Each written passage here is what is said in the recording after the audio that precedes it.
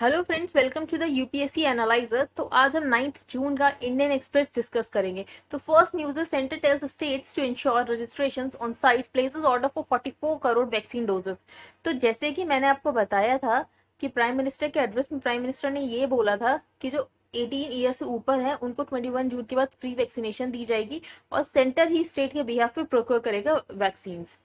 तो अब इसके लिए हेल्थ मिनिस्ट्री ने 44 करोड़ वैक्सीन डोजेस के लिए ऑर्डर प्लेस कर दिए। साथ ही साथ सेंटर ने इस बात पे भी एम्फेसाइज किया है कि ऑन साइट रजिस्ट्रेशन होना चाहिए वैक्सीनेशन के लिए, क्योंकि हम देख रहे हैं कि हमारी कंट्री में डिजिटल डिवाइड बहुत ज्यादा है। अर्बन में जो अर्बन सेंटर्स में लोग रहते हैं वो तो डिजिटली अवेयर है कि कोविन ऐप पे कैसे रजिस्टर करना क्या है, लेकिन जो रूरल इंडिया में रहते हैं उन्हें ये सारी चीजें नहीं पता, जिसके कारण उनको वैक्सीनेशन प्रोवाइड नहीं हो पा रही है। इसीलिए सेंटर ने बोला कि ऑन साइट रजिस्ट्रेशन भी बहुत ज्यादा क्रिटिकल है अगर हमें अपने वैक्सीनेशन कैंपेन को और ज्यादा एक्सपेंड करना है। अपन सेकंड न्यूज पर आते हैं। तो महाराष्ट्र के सीएम की मीटिंग हुई थी प्राइम मिनिस्टर के साथ। तो महाराष्ट्र के कौन से इश्यूज हैं, तो बेसिकली पहला इशू रिजर्वेशन फॉर मराठास, जो कि सुप्रीम कोर्ट ने अनकॉन्स्टिट्यूशनल डिक्लेयर कर दिया था। तो वो वाला इशू है। दूसरा इशू जीएसटी ड्यूज, जो कि सेंटर को स्टेट को देने थे। वो इसलिए देने की थे कि जब जीएसटी आया था तो ये हुआ था जीएसटी में कि अगर स्टेट्स को कोई भी रेवेन्यू लॉस होता है, मतलब वो जितना टैक्स कमा पाते हैं अगर उससे 14% इंक्रीमेंट के साथ हर साल नहीं कमा पा रहे हैं, तो सेंटर उसको कॉम्पनसेट करेगा। उसके लिए सेंटर जीएसटी कॉम्पनसेशन सेस भी लगाता है, लेकिन कोविड के चलते जो जीएसटी कॉम्पनसेशन सेस है उससे ज्यादा पैसे आ नहीं पाए, जिसकी वजह से जो सेंटर था वो स्टेट्स को पैसे दे नहीं पा रहा था और उन्होंने स्टेट्स को बोल दिया था कि हम आपके लिए बोरो कर दे रहे हैं या आप खुद से बोरो कर लो। बाद में उनको बोरो करके दिया गया, लेकिन अभी भी उनको सारे ड्यूज नहीं मिले हैं। तो ये वाला मैटर हो सकता है। तो ये दो मैटर हैं जो कि महाराष्ट्र ने मेनली डिस्कस किए होंगे। अब हम लोग चाहते हैं, इंडिया में ये कोशिश की जा रही है कि हमारे यहाँ भी इलेक्ट्रिक मोबिलिटी आ जाए, इलेक्ट्रिक व्हीकल्स इंट्रोड्यूस हो जाए। लेकिन जो सबसे बड़ा इशू है वो है चार्जिंग का, कि व्हीकल कब चार्ज होगी, कि हम चार्जिंग पॉइंट्स कैसे बनाएंगे। तो इस इश्यूज को दूर करने के लिए एक प्रोटोटाइप दिखाया गया है। तो अब हमें प्रोटोटाइप देखते हैं। अभी हमारे यहाँ पोल्यूशन सबसे ज्यादा होता किससे है, तो 2 and 3 wheelers account for about 80% of vehicle sales in the country and are a major source of vehicular emissions. तो 2 और 3 व्हीलर्स ही हैं जो हम देख रहे हैं कि व्हीकुलर एमिशन सबसे ज्यादा उनसे ही होता है। तो गवर्नमेंट ऑफिशियल्स ने बोला था कि इलेक्ट्रिक मोबिलिटी इस सेगमेंट में बहुत इंपॉर्टेंट हो सकती है अगर हम चाहते हैं कि हमारा व्हीकुलर एमिशन कम हो। The new charging system developed as a government industry partnership could be priced as low as ₹3,500। जबकि अभी हम देख रहे हैं जो हमारा एग्जिस्टिंग चार्जिंग सोल्यूशन है वो लगभग हमें कॉस्ट करता है 15,000 से लेकर 20,000 रुपीज तक। तो उसके कंपैरिजन में तो बहुत कम है। अब ये किसका इनिशिएटिव था, तो ये इनिशिएटिव था department of science and technology, the office of principal scientific adviser to the government and industry and research groups. One of the biggest hurdles in the widespread adoption of electric vehicle in India has been the limited availability of charging stations। तो electric vehicles के लिए हम क्यों नहीं adopt कर पा रहे हैं, तो सबसे बड़ी दिक्कत है चार्जिंग स्टेशंस की। तो जो प्रपोज सोल्यूशन है जैसे लो चार्जिंग का, कि कम पैसे लगेंगे, चार्जिंग भी हो सकती है और हर जगह चार्जिंग स्टेशन भी अवेलेबल होंगे, तो उससे हम हो सकता है कि हमारे जो कंट्री में भी वहां पर भी इलेक्ट्रिकल व्हीकल्स का बहुत लार्ज स्केल पर अडॉप्शन हो सके। It is designed to be installed almost anywhere at an affordable cost. People can charge the vehicle batteries in a few minutes. The hesitancy with regard to electric vehicles, even cars, has typically stemmed from range anxiety. लोगों को लगता है उनकी battery recharge हो पाएगी, कहीं खत्म होगी तो नहीं, लेकिन अब इस प्रोटोटाइप के तहत हम हर जगह चार्जिंग स्टेशन लगा सकते हैं, वो भी बहुत सस्ते दामों पर। अब नेक्स्ट न्यूज पर चलते हैं। इस पेज पर कुछ भी इंपॉर्टेंट नहीं है। अब जो दिल्ली है और सेंटर है उसके बीच में एक राशन वॉर है जो कि एस्केलेट हो गई बिटवीन दिल्ली एंड सेंटर। तो अब हम ये इशू देख लेते हैं। Chief minister Arvind Kejriwal Tuesday wrote to prime minister Narendra Modi describing an impractical the centre suggestion that the Delhi government should launch the doorstep delivery of ration under a local scheme instead of using food grains meant for the public distribution under the NFSA. तो basically जो Delhi government है वो ये चाह रही है जो NFSA के अंदर राशन मिलता है दिल्ली को, वो लोगों में जो भी राशन होल्डर्स है, राशन कार्ड होल्डर्स हैं, उनको उनके घर पर डिलीवर करें। लेकिन सेंटर का ये कहना है कि अगर आपको ये स्कीम चलानी भी है तो आप अपना ग्रेन प्रोक्योर करो और अपने बेसिस पर उसे घर तक पहुंचाओ जो भी आपको पहुंचाना है, लेकिन आप सेंटर की जो एनएफएसए में ग्रेन्स है आप उसको यूज मत करो होम डिलीवरी करने के लिए। ठीक है। तो अब दिल्ली का क्या कहना है, दिल्ली का कहना है कि एक ही चीज पर दोनों गवर्नमेंट एक्सपेंडिचर करें, ये तो बहुत रैशनल एक्सपेंडिचर है नहीं और ना ही ये बहुत ज्यादा रैशनल अरेंजमेंट है। तो will there be two schemes on the same subject in the states, one run by the centre and another by the state. तो ये दिल्ली गवर्नमेंट का कहना है कि हम लोग सेम ही सब्जेक्ट पर डबल एक्सपेंडिचर होने का तो कोई मतलब ही नहीं है। तो अब एनएफएसए का जो ग्रेन है वही दिल्ली गवर्नमेंट को अलाउ करते कि वही वो उसकी होम डिलीवरी कर सके। इसके अलावा he also asserted that under the propose doorstep plan people will not be charge extra as it is being claimed by the centre through the media. तो जैसे ये भी क्लेम किया जा रहा है सेंटर के द्वारा मीडिया के थ्रू, जो दिल्ली गवर्नमेंट है वो एक्स्ट्रा चार्ज करेगी अगर होम डिलीवरी करेगी, तो इस पर भी उन्होंने बोल दिया नहीं ये ऐसा कुछ नहीं, ये सारे र्यूमर्स है। The centre had question one of the components of the proposed scheme which involves the collection of the cost of subsidised food grains and a specified amount as milling conversion charge from the beneficiaries. लेकिन अभी Delhi government ने कह दिया ऐसा कुछ नहीं है। तो आपको ये इशू समझ आ गया होगा आई होप। अब नेक्स्ट पेज पर चलते हैं। अब एक फंड होता है building and other construction workers welfare board fund, जो कि स्टेट गवर्नमेंट के अंदर होता है। स्टेट गवर्नमेंट सेस कलेक्ट करती है, कंस्ट्रक्शन सेस, उससे ही इस फंड में पैसे आते हैं। तो अब पंजाब जो गवर्नमेंट है वो इस फंड से पैसे यूज कर रही है कंस्ट्रक्शन वर्कर्स को इनॉकुलेट करने के लिए, उनको वैक्सीनेशन देने के लिए। The state has taken rupees 7.5 crore from the Building and Other Construction Workers Welfare Board Fund with an aim to vaccinate 2.1 crore construction workers in the 18 to 45 years age group। तो basically जो fund होता है वो होता तो construction workers के welfare के लिए ही है, लेकिन इससे पहले उसे कभी ऐसे वैक्सीनेशन प्रोवाइड करने के लिए यूज नहीं किया गया। लेकिन अब सेंटर ने फ्री वैक्सीनेशन अनाउंस कर दिया, तो शायद अब इस फंड से पैसे ना निकाले जाए। तो the BOCW fund amass through construction cess is under the control of respective states, तो स्टेट के कंट्रोल में आता है। BOCW welfare cess provides for levy and collection of cess at such rate not exceeding 2% but not less than 1%। तो ये cess लगभग 1 से लेकर 2 के बीच में हवर करता है। अभी पंजाब गवर्नमेंट के पास इसमें कॉर्पस लगभग 1000 करोड़ का है। अब हम आगे चलते हैं। अब न्यू इलेक्शन कमिश्नर कौन बन गए हैं? तो न्यू इलेक्शन कमिश्नर बन गए हैं रिटायर्ड IAS ऑफिसर अनूप चंद्र पांडे, जो कि नए इलेक्शन कमिश्नर बन गए हैं। और इससे पहले इन्होंने ये चीफ सेक्रेटरी थे उत्तर प्रदेश के, जो कि 2019 में रिटायर हो गए थे। आगे चलते हैं। अब यहाँ पर जैसे आपको पता होगा लोकसभा में कुछ सीट्स SC और ST के लिए रिजर्व होती हैं। तो यहाँ पर ये इशू आया है कि कोई एक MP थी और उन्होंने रॉन्ग कास्ट सर्टिफिकेट यूज किया था कि वो SC की हैं, पर वो SC की नहीं थी। तो अब ये हो रहा है कि उनकी कैंडिडेसी कैंसिल हो सकती है और उनकी सीट जा सकती है। तो with the order the MP who got elected in the 2019 general elections as an independent candidate which may have to lose the seat which is reserve for a candidate from a schedule caste. तो वो schedule caste के लिए seat reserve थी, उन्होंने wrong certificate लगा के उसको use किया। तो अभी ये मैटर हाईकोर्ट में चल रहा है, तो ये इशू है। इसके अलावा एक लाइब्रेरी है जिसको कि बेसिकली जो बिहार था वो सोच रहा था कि उसको डिमोलिश कर देते क्योंकि पटना फ्लाईओवर बनाना है। लेकिन वो जो खुदा बख्श लाइब्रेरी थी उसके लिए फिर बहुत ज्यादा फ्लैग हुआ, बहुत ही ज्यादा क्रिटिसिज्म हुआ। तो अब बिहार वापस से रीथिंक करेगा प्लान कि उसे डिमोलिश करना है कि नहीं करना है, क्या करना है। अभी लाइब्रेरी के बारे में जान लेते हैं। The library was open in 1891 by Khan Bahadur Maulvi Khuda Bakhsh, a Siwan landlord with over 4000 manuscripts। in 1905 जो इंडिया के वॉइसराय थे लॉर्ड कर्जन, वो इतना ज्यादा इंप्रेस्ड हो गया था लाइब्रेरी के रिच कलेक्शन देखी, उन्होंने उस लाइब्रेरी के अंदर अपना एक रीडिंग रूम बना लिया था। इन 1969 में इस लाइब्रेरी को नेशनल इंपॉर्टेंस का दर्जा भी दिया गया था बाय द सेंटर। अब इस लाइब्रेरी में 21,000 मैन्यूस्क्रिप्ट्स हैं, ज्यादातर अरेबिक और पर्शियन में है, और इसकी राइटिंग्स में संस्कृत भी इन्वॉल्व है, और ये बहुत ज्यादा इंडिया का बड़ा कल्चर हेरिटेज है। तो आप इस लाइब्रेरी का नाम याद रख सकते हैं, किसने बनाया था ये सब याद रख सकते हैं। लाइब्रेरी का नाम है खुदा बख्श ओरिएंटल लाइब्रेरी, और किसने बनाया था। अब ये एक रिपोर्ट आई है जिसका नाम है the cost of climate change in India. तो इस रिपोर्ट में ये बोला गया कि इंडिया लगभग अपनी 3 से लेकर 10% GDP को लूज कर सकता है एनुअली बाई 2100, और उसकी पॉवर्टी रेट भी राइज कर सकती है by 3.5% in the 2040 due to climate change. तो क्लाइमेट चेंज से इंडिया को बहुत नुकसान हो रहा है। तो अभी हम देखते हैं इंडिया ऑलरेडी अभी सिर्फ 1 डिग्री सेल्सियस ही टेम्परेचर बढ़ा है। ग्लोबल वार्मिंग के कॉन्सिक्वेंसेज हम देख सकते हैं, जैसे कि हमारे एक्सट्रीम हीट वेव्स आती हैं, हैवी रेनफॉल आती है, सीवियर फ्लडिंग आती है, कैटास्ट्रॉफिक स्टॉर्म्स आते हैं, rising sea levels and damaging lives, livelihoods and assets across the country। Observing that India has made, लेकिन इंडिया क्लाइमेट चेंज से डील करने के लिए बहुत सारे स्टेप्स उठा भी रहा है, लेकिन अगर जब तक ग्लोबल अलायंस नहीं बनेगी क्लाइमेट चेंज से डील करने के लिए, तो इंडिया अगर सिलॉस में काम करेगा तो कुछ ज्यादा खास हो नहीं पाएगा। Observing that India has made rapid progress in boosting incomes and living standards over the last 3 decades, but without rapid global action, climate change में reverse development gains of recent decades। ठीक है, तो ये कुछ इशू यहाँ पे report coat कर सकते हैं। यहाँ पे ये जो रैंकिंग आती है वर्ल्ड यूनिवर्सिटी रैंकिंग्स, जो कि निकलता क्वेरेली साइमंड्स, तो इसमें हमारी कौन सी रैंकिंग रही ज्यादा इंपॉर्टेंट नहीं। हमारे कुछ कॉलेजेस टॉप 200 में बहुत कम ही कॉलेजेस आ पाए हैं, बस IIT बॉम्बे, IIT दिल्ली और IISc। इसके अलावा कोई भी other institution has been able to break into the top 200 since 2017। तो 2017 से कोई भी नहीं आया है। लेकिन हमारे एजुकेशन सेक्रेटरी अमित खरे जी का ये कहना है जो न्यू एजुकेशन पॉलिसी है जो कि लास्ट ईयर डिक्लेयर हुई थी, उससे फैकल्टी और रिसर्चर्स के अंदर एक अलग तरीके के एंथुजियाज्म देखा जा रहा है। और प्राइम मिनिस्टर की गाइडेंस और इंट्रैक्शन में अगर हमने न्यू एजुकेशन पॉलिसी इंप्लीमेंट की तो हमारे जो कॉलेजेस इंस्टीट्यूशंस हैं उनकी कल्चर ऑफ ऑटोनॉमी बढ़ेगा और हमारी रैंकिंग्स इंप्रूव होंगी।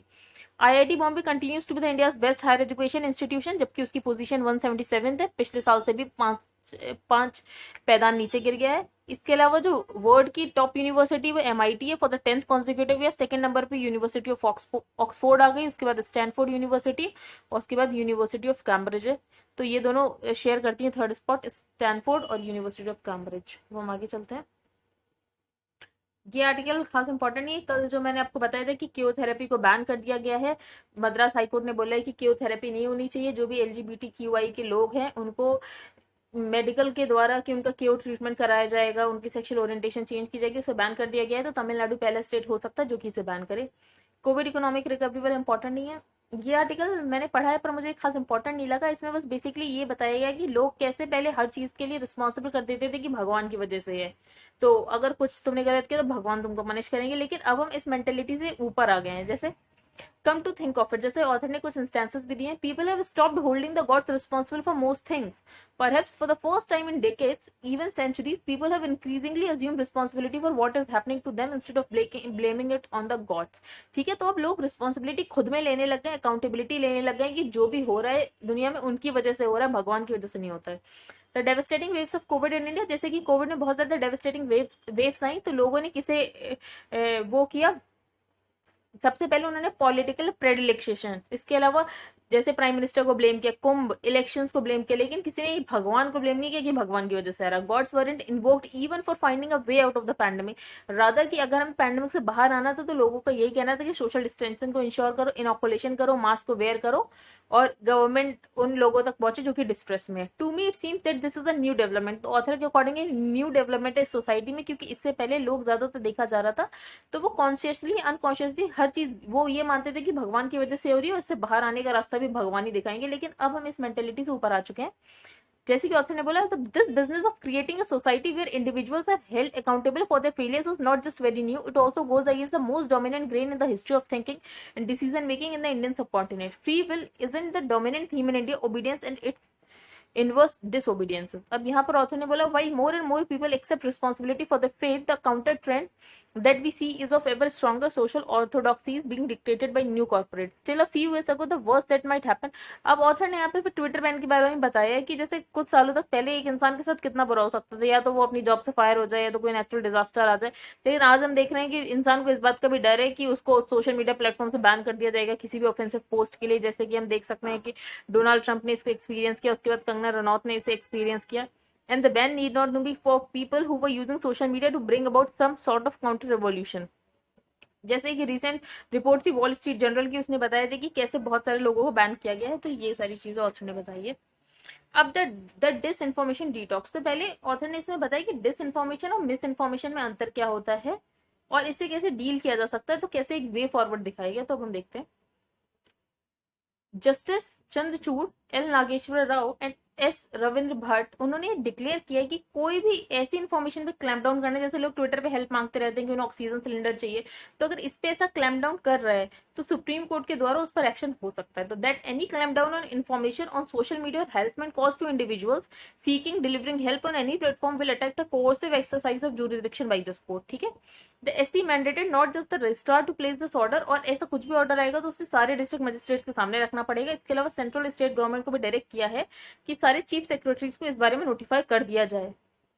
अब इसके अलावा although tethered to the COVID-19 context, the SC reinforces past precedents enshrining the principle that abuse of public power may not unreasonable or arbitrary curb the freedom of speech, pressure and media platforms. तो अभी हम देख रहे हैं जैसे कि government क्या करती है कि अपना पब्लिक पावर को कैसे अब्यूज करती है कि आप सोशल मीडिया पर ये नहीं लिख सकते, वो नहीं लिख सकते। तो ऐसा नहीं होना चाहिए और ये अनरीजनेबल नहीं होना चाहिए। अपनी पब्लिक पावर को अनरीजनेबल यूज करके फ्रीडम ऑफ स्पीच या प्रेस या मीडिया प्लेटफॉर्म्स को कर्म नहीं कर सकते हैं।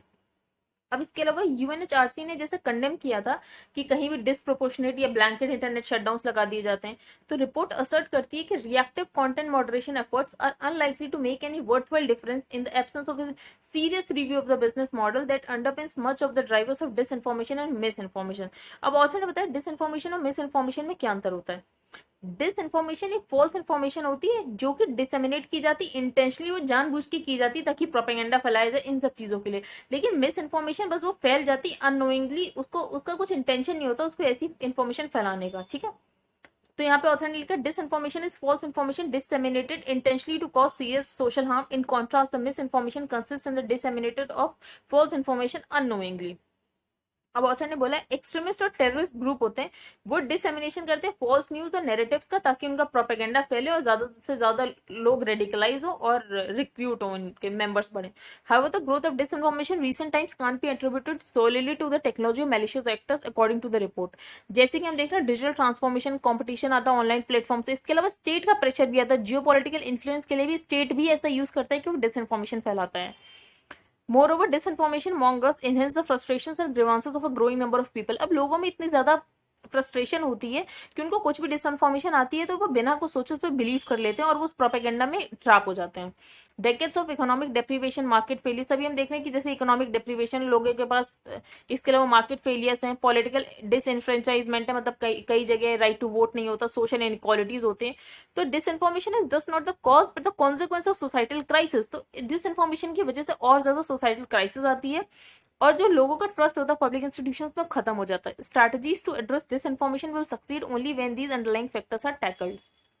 इसके अलावा ऑथर ने रिपोर्ट को कोट किया कि 2020 Oxford study of industrialised disinformation, उसमें ये मेंशन किया गया था लगभग 81 गवर्नमेंट्स होती हैं जो कि सोशल मीडिया को यूज करती हैं कंप्यूटेशनल प्रोपेगेंडा फैलाने के लिए, इसके अलावा पॉलिटिक्स के बारे में डिसइंफॉर्मेशन फैलाने के लिए। इसके अलावा फेसबुक और ट्विटर ने लगभग 3,17,000 अकाउंट्स और पेजेस को रिमूव कर दिया था, ये कह के कि एजेंट्स ऑफ पॉलिटिकल पार्टी और टूल्स ऑफ जियोपॉलिटिकल इन्फ्लुएंस के द्वारा इसको यूज किया जा रहा है।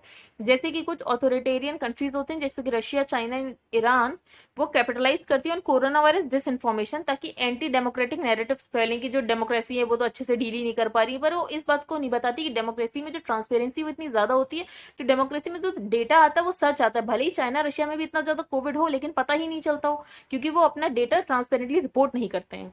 Cyber troops remain available for pro government और pro party propaganda to attack the opposition. इसके अलावा साइबर ट्रूप्स ये भी बोलते हैं जो प्रो गवर्नमेंट और प्रो पार्टी प्रोपेगेंडा फैलाते हैं ताकि ऑपोजिशन को अटैक किया जाए। इसके अलावा जो स्मेयर कैंपेन्स हैं उनको माउंट करने के लिए, तो ये सारी चीजें हैं, ठीक है। आई होप आपको आर्टिकल समझ आ गया होगा।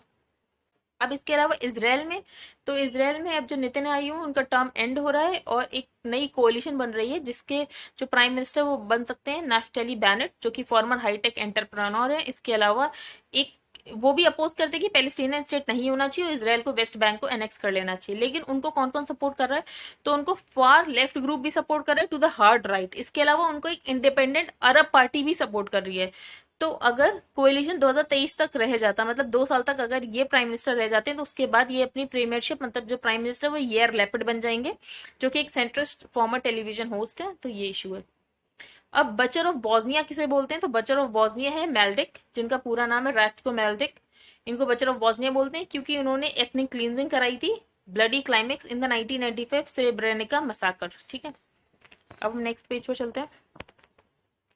अब न्यू ड्रग फॉर अल्जाइमर्स, तो ये मैंने आपको कल बताया था कि एक नई ड्रग आ गई है जो कि यूएस एफडीए ने अप्रूव भी कर दी है इस ड्रग को। इसका नाम है एडुकेनुमैब और ब्रांड नेम एडुहेल्म है। अब इसको कौन यूज कर सकता है, तो एफडीए ने ये नहीं बताया कि इसको कौन यूज कर सकता है, फॉर हुम it is appropriate. It was tested in patients in the earliest stages. तो इससे ये है कि जो डिमेंशिया की वजह से जो प्लेग बन जाता है तो उस प्लेग का एक्सेलरेशन कम हो सकता है, इससे ज्यादा ड्रग कुछ कर नहीं सकती, ऑथर का ऐसा कहना है, ठीक है। बाकी टारगेट करते हैं एमोलॉइड बीटा को जो कि एक प्रोटीन होता है जो कि स्टिकी डिपॉजिट बना देता है या प्लेग बना देता है पेशेंट्स के ब्रेन में। It is design to slow the progression of Alzheimer's disease allowing patients to remain as self sufficient as possible. लेकिन ये किसी चीज का क्योर नहीं है कि आपका डिमेंशिया अल्जाइमर्स इससे ठीक हो जाएगा, ठीक है। तो अब डिमेंशिया क्या होता है, डिमेंशिया एक अम्ब्रेला टर्म होता है जिसमें इंसान अपनी कॉग्निटिव फंक्शनिंग को धीरे धीरे खो देता है, ठीक है। उसमें दिमाग में एक तरीके का प्लेग बन जाता है जिसकी वजह से फॉरगेटफुलनेस और मेमोरी प्रॉब्लम्स बहुत ही नॉर्मल हो जाती हैं, मतलब ये इंसान को होने लगती हैं। अभी WHO को अकॉर्डिंग टू डिमेंशिया वो लगभग 50 मिलियन लोगों को अफेक्ट करता है वर्ल्ड वाइड, और ये नंबर 82 मिलियन तक ग्रो हो सकता है बाई 2030। इंडिया में लगभग 1 in 27 60 साल से ऊपर 27 में से एक लोगों को डिमेंशिया तो है ही है, जो कि रिपोर्ट पब्लिश हुई थी dementia in India 2020 Alzheimer's and related disorder society of India. अभी न्यू ड्रग कैसे काम करती है, तो जैसे कि मैंने आपको बताया ये क्या करती है, जो डेब्री कॉज हो जाता है by the break down of neurons, जब न्यूरॉन्स ब्रेक डाउन होते हैं तो उसका डेब्री जो है वो पूरा ब्रेन में अकुमुलेट हो जाता है, जिसकी वजह से प्लेग फॉर्मेशन हो जाता है। तो ये जो ड्रग होती है ये मोनोक्लोनल एंटीबॉडी है which reduces the presence of amyloid beta, a protein that forms plaques in the brain। ठीक है, तो जो प्रोटीन एमलॉइड जिसकी वजह से प्लेग बनते हैं तो उसकी प्रोडक्शन कम कर देती है। ठीक है, the process of regaining memory has not been proven, लेकिन इससे ये नहीं है कि आपको जितना डिमेंशन हो चुका है तो वो वापस आ सकता, वो मेमोरी वापस आ सकती है, तो ये कहीं प्रूव नहीं हुआ। और since there is no treatment so far, तो अभी तक डिमेंशिया का कोई ट्रीटमेंट नहीं है, तो ड्रग हाँ एक रे ऑफ होप तो है, बाकी इससे ज्यादा तो अभी इसके बारे में ज्यादा इन्फॉर्मेशन है नहीं। आई होप ये भी आपको समझ आ गया होगा। अब आरबीआई ने बोला था 2 साल पहले कि वो सुपरवाइजरी एंड रेगुलेटरी कार्डर बनाएंगे जो कि इफेक्टिव फंक्शनिंग रखेगा on the monitoring of banking financial entities, लेकिन उसके बाद भी हम देख रहे हैं जब आरबीआई ने ये इसलिए बनाने को बोला था क्योंकि उस समय हम देख सकते थे आईएलएनएफएस क्राइसिस थे, आईसीआईसी बैंक लोन इशू थे, लेकिन उसके बाद भी ये बॉडी कभी बनी ही नहीं सुपरवाइजरी एंड रेगुलेटरी कार्डर। उसके बाद अभी येस बैंक और पीएमसी बैंक के फियास्को भी थे, तो बस ये वाला इशू है।